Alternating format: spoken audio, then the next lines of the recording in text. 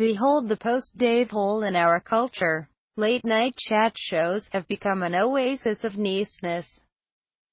Late-night TV used to be the domain of cranky old men with a grudge against the world. Now it's polite whippersnappers. And with Jon Stewart heading to the final curtain, that hole in our culture is about to get twice as big. When Stewart took over The Daily Show in 1999, he was the most easygoing guy in the game. Now he's the surliest, not because he's changed, but because the whole after-hours chatter-sphere has changed around him, to the point where it's loaded up with terminal pleasantness. Stewart was the last guy holding the line. He doesn't lash out very often, not even every year, but he doesn't need to, just because we already know he can. Stewart is a guy who will rumble when he's ticked off, as in his recent confrontation with Judith Miller. His rant about Tom Brady was a great example of what he can do that his successors can't. "Tommy, you cheating fucker," Stewart said. "Why?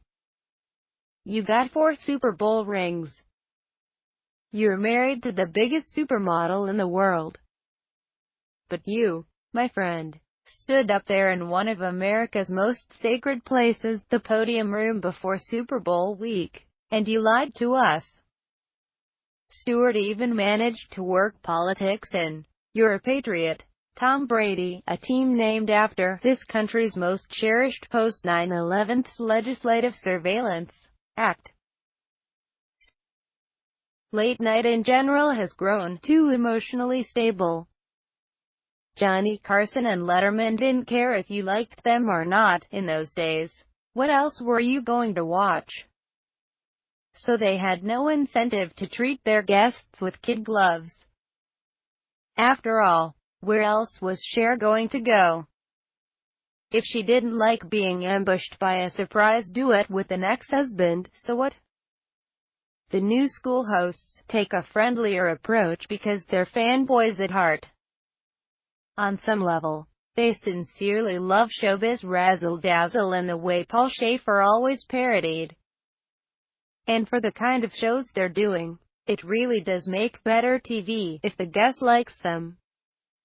Fallon's lip-sync contests are a brilliant move because they make even the dullest celebrities feel like they have a sporting chance at being funny.